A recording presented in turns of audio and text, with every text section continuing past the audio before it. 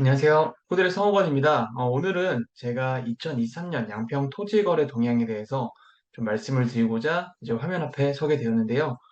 사실 매년 제가 연말마다 연말 결산이라고 해서 양평을 위주로 좀 토지 거래 금액, 거래량이나 금액에 대해서 좀 설명을 드렸습니다. 실제로 통계를 가지고 말씀드렸던 부분인데, 작년에도 반응이 좋았어서 실제로 개인적으로 저에게 이제 자기 지역도 좀 알아봐 달라라고 하는 내용들이 있었어요.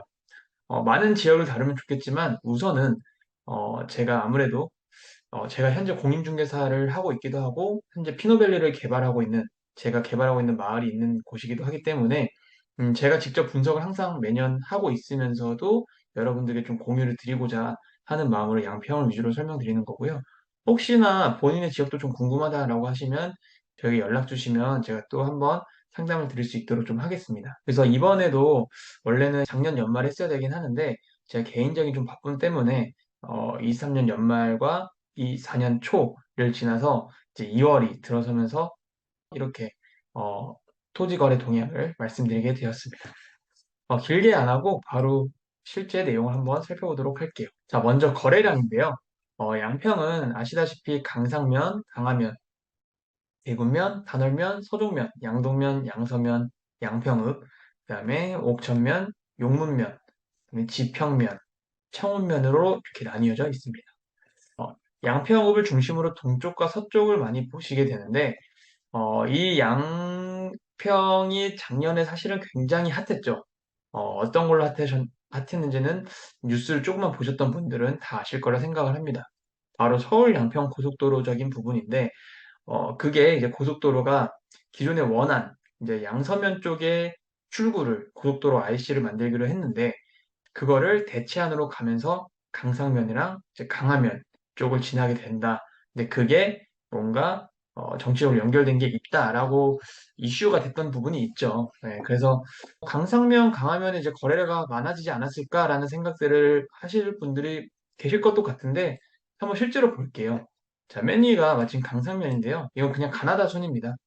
보시면은 강상면이 2020년에 비해서 47%나 거래량이 하락했어요. 자, 2022년은 그렇다고 거래량이 상승했었냐? 그때도 2021년에 비해서 42%나 하락했습니다. 거의 반절이 떨어졌던 부분인데, 그럼 강화면은 어떠냐? 강화면도 2022년도 2021년에 비해서 34%나 하락을 했고요. 2023년은 35%나 하락했습니다. 그러니까 2년에 걸쳐서 하락과 또 하락이 이루어졌던 거죠. 이해되시죠? 그렇다면은 우리가 실제로 그 정쟁에 의해서 거래량이 많이 늘어났냐에 대한 부분은 그렇지는 않았구나라는 부분을 살필 수가 있습니다. 오히려 제가 양평에서 중개업도 하고 있다고 말씀드렸는데 거래량이 굉장히 많이 떨어졌다라는 부분을 살펴볼 수가 있고요. 개분면 역시도 여기는 반 이상이 떨어졌죠. 작년에 비해서. 단월면은 마이너스 48%나 거래량이 감소했고요. 서정면 역시나 양평에서 가장 부자 동네라고 하는 곳인데도 불구하고 연예인들이 많이 살고 항상 양평하면 떠올리는 동네가 이제 서종면인데도 불구하고 마이너스 46%나 감소했다는 것을 보실 수가 있습니다. 그리고 양동면이 양평에서 가장 동쪽인데 여기는 마이너스 53%나 거래가 됐고요.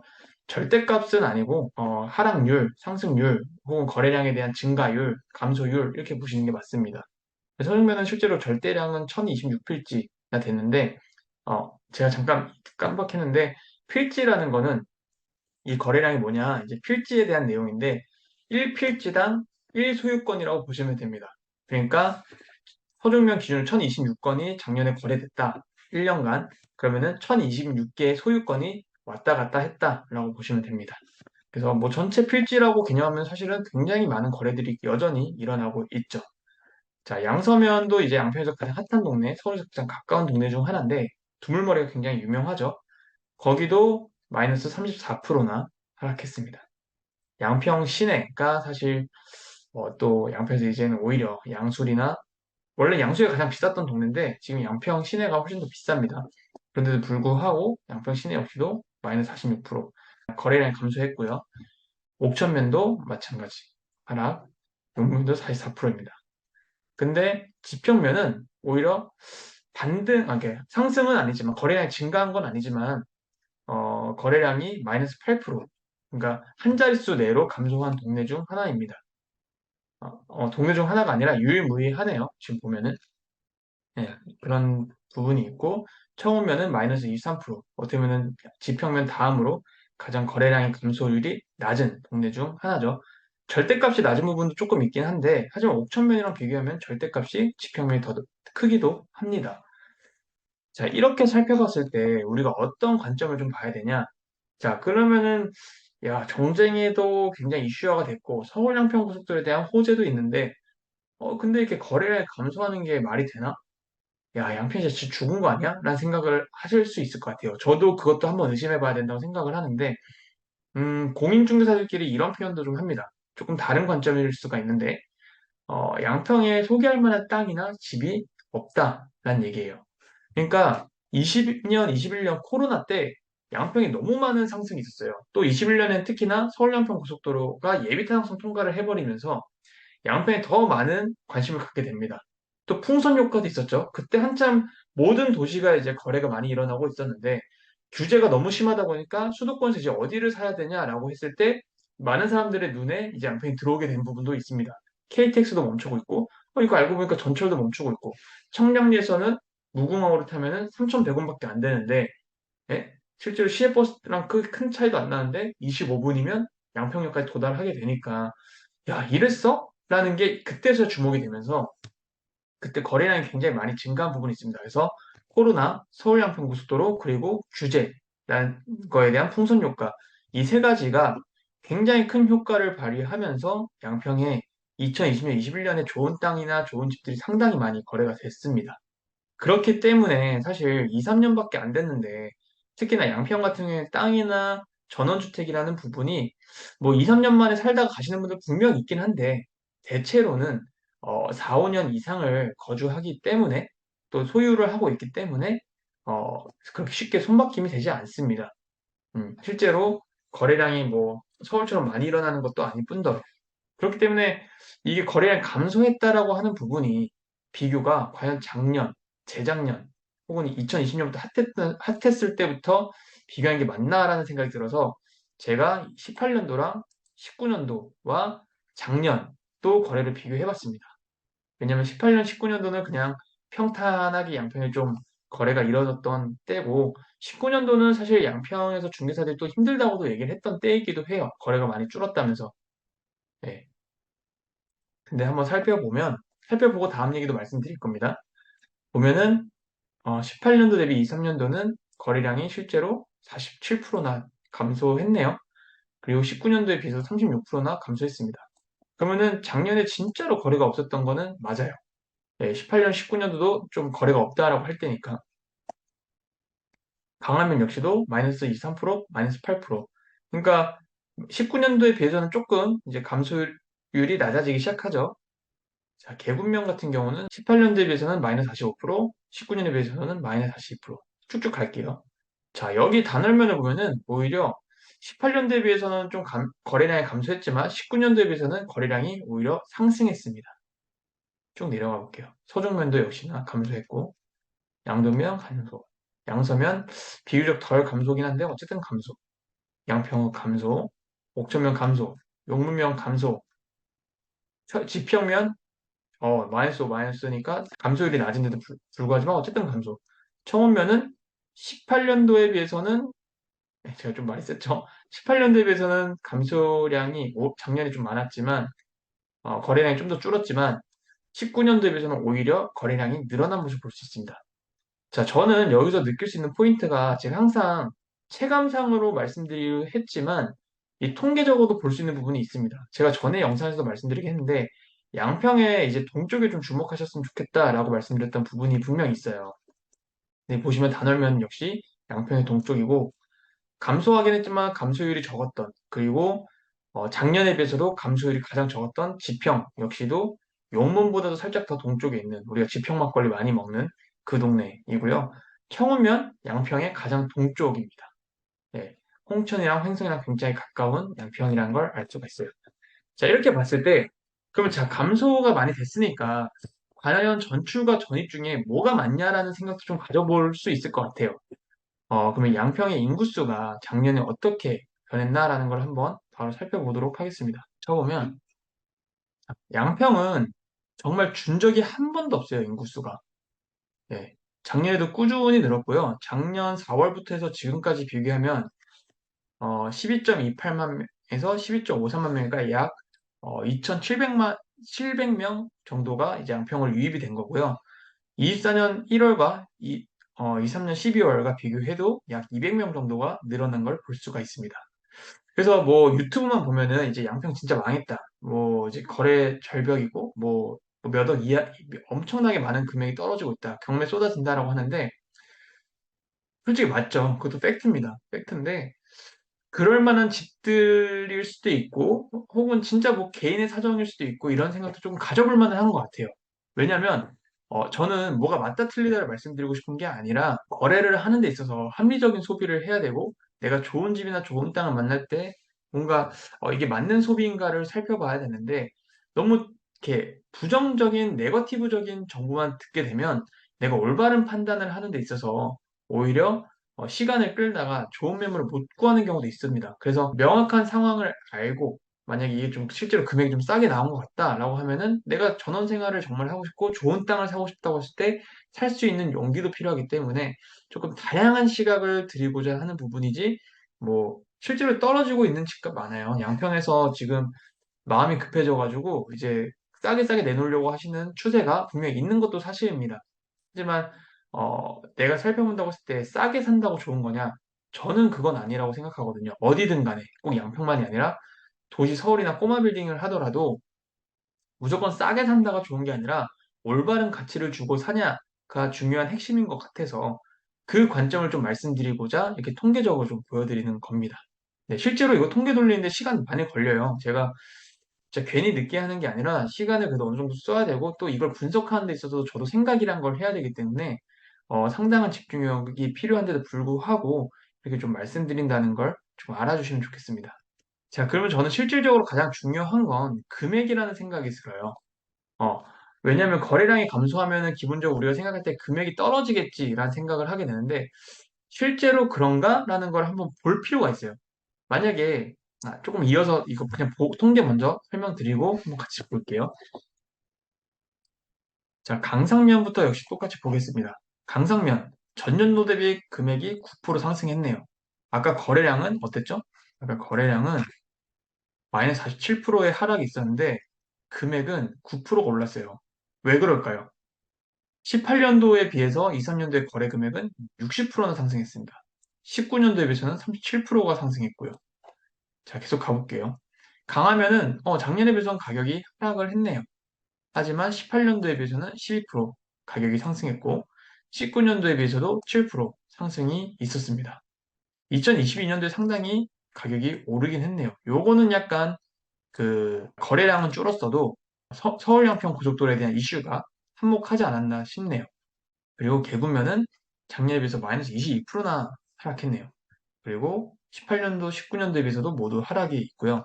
자, 단월면 재밌어요. 아까 단월면의 거래량도 어땠죠? 단월면 거래량이 작년에 비해서 거래량은 48%나 줄었는데 18년도에 비해서는 거래량이 좀 감소했지만 19년도에 비해서는 거래량이 상승한 걸 볼 수가 있습니다. 거의 유일하게 청운명과 같이. 근데 가격적으로 보면은 작년도에 비해서도 25%가 상승했고 18년도에 비해서는 62%나 상승, 19년도에 비해서는 72%나 가격 상승을 했습니다. 자, 상당한 저희가 인사이트를 얻어볼 만한 내용이라고 생각을 하고요. 인사이트라는 표현을 제가 좀 습관적으로 쓰는 건 있는데 뭐 아무튼 좀 좋은 살펴볼 수 있는 내용이라는 거 생각하시면 좋겠고요. 서종면이 작년에 비해서는 가격이 많이 떨어졌어요. 마이너스 22%인데 18년도나 19년도에 비해서는 역시나 가격이 상승한 모습을 보실 수 있습니다.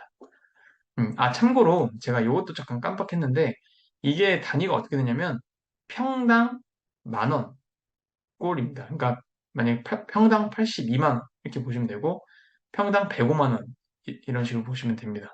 자, 근데 아마 실제로 그러실 거예요. 양평 조금만 알아보신 분들은 무슨 서종면이 평당 80만 원이야, 평당 105만 원이야 이렇게 얘기하실 것 같아요.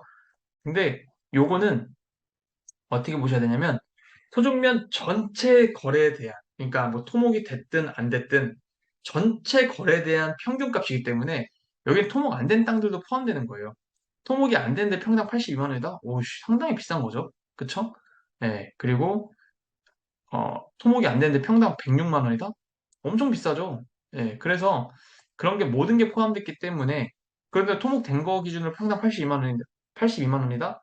못 찾으실 거예요. 찾으시면은 그거는 굉장히 시골 안쪽에 있거나 제가 볼 때는 사지 않으셔도 되는 땅이라는 생각이 들 정도로 싼 거고요. 그래서 그 평균가치라서 그렇습니다. 예, 그래서 그냥 제가 볼 때는 요거는 평당 82만 원이다. 소정면이 요즘 평당 82만 원이다. 이렇게 생각하시면은 현실과는 차이가 많이 생길 것 같고요. 금액의 상승과 하락 정도만 살펴보시면 좋겠습니다. 양동면은 자, 작년보다도 금액이 상승이 됐고, 18년도, 19년도보다도 가격이 계속 상승했습니다. 자, 양서면. 아까 양서면 양평에서 가장 핫한 동네 중 하나라고도 말씀드렸고, 서울에서도 가장 가까운 동네다라고 말씀드렸어요. 근데 거래량은 작년보다도 거래량이 줄었고, 18년도나 19년도보다도 거래량이 줄었습니다. 근데 금액은 작년보다 9% 상승이 있었고 18년도보다는 73% 거의 2배 가까운 금액 상승이 있었고요. 19년도보다도 44%의 상승이 있었습니다. 상당하죠. 많은 좀 이렇게 생각을 하셨으면 좋겠습니다. 네, 제가 맨 처음에 말씀드렸던 부분이랑 이따가 한번 정리는 해드릴 거예요. 자, 양평읍도 역시 작년에 비해서 마이너스 10%가 있었는데 18년도, 19년도에 비해서는 52%, 12%가 상승했어요. 자, 이거를 사실 양평 시장에서 봤을 때는 어떤 느낌이냐? 솔직히 최근 5년 동안 가장 많은 금액이 상승한 동네는 양평읍입니다. 양평은 양서랑 용문면이 사실은 금액이 비쌌어요. 왜? 두 곳에 관광지가 있기 때문에. 특히나 양서면은 서울에서도 가깝기 때문에 그 양서면 메인 라인이 있어요. 막 장어집 있고 두물머리 가는 길에. 그쪽은 한 5, 6년 전에도 평당 1,000만 원, 2천만 원 이렇게 가는 데가 있었습니다. 오히려 용문도 평당 500만 원, 1,000만 원 그 이상 가는 곳도 있었고요. 근데 그때 양평 시내는 오히려 그 정도는 가지 않았어요. 한 뭐 10년 전에는. 근데 최근에 아시다시피 양평에 이제 힘을 주력하기 시작하면서 KTX도 멈추고 서울 양평고속도로 이슈도 있고 양평 시내에 아파트가 많이 들어서기 시작하면서 양평 시내가 점점 더 양평의 중심으로 확실히 우뚝 서고 있는 상황이 됐습니다.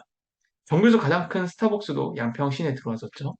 그런 식으로 체감이 이제 양평 읍을 전체를 보다 보니까 이게 좀 이게 하락된 부분이지 실제로 체감적으로 봤을 때는 양평 시내 메인 동네는 가격 상승이 굉장히 많습니다. 몇 배까지 뜨는 경우도 있었고요. 아무튼 바로 이어서 또 가보면 옥천면 같은 경우에는 작년보다도 평균 거래 금액이 상승했죠. 8%.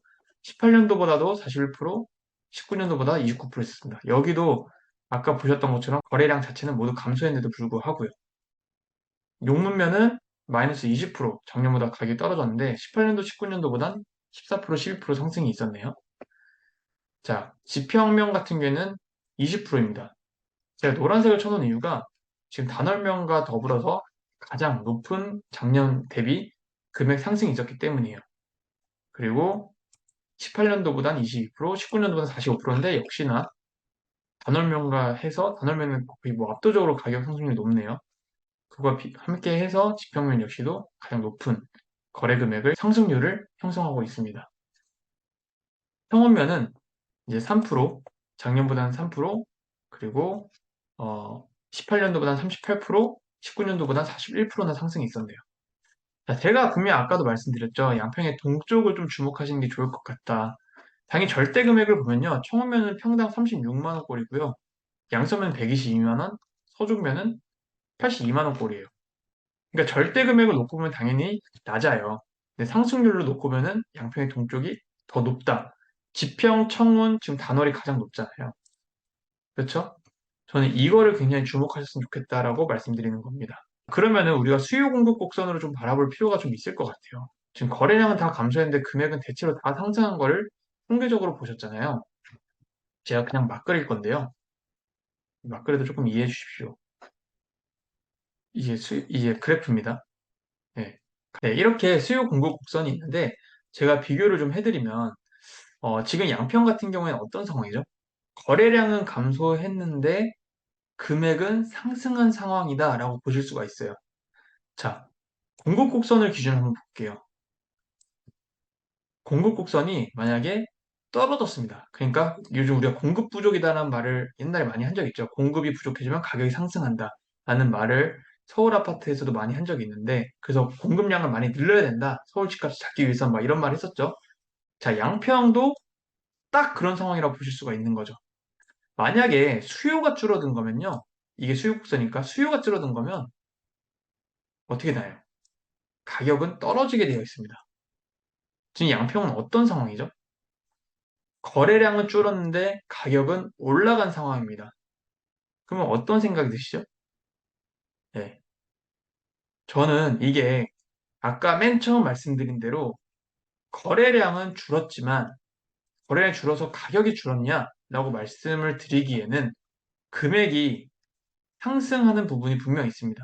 전년도보다는 좀 떨어진 데가 분명 있긴 한데 대체로 이 용문면이랑 양평읍, 그 다음에 서종면, 계곡면, 강화면 이 부분을 제외하고는 빨간색이 좀 더 많죠.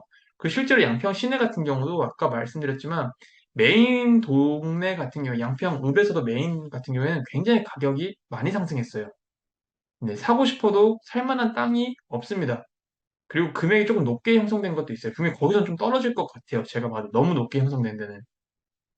근데 그런 거를 막 너무 딥하게 들어가려고 하는 건 아니고 수요 공급 곡선이라는 측면에서 봤을 때 지금 양평이 거래량은 떨어지는데 가격이 올라갔다라는 거는 저는 이렇게 판단하고 싶습니다. 이건 제가 발명한 수요 공급 곡선이 아니고요.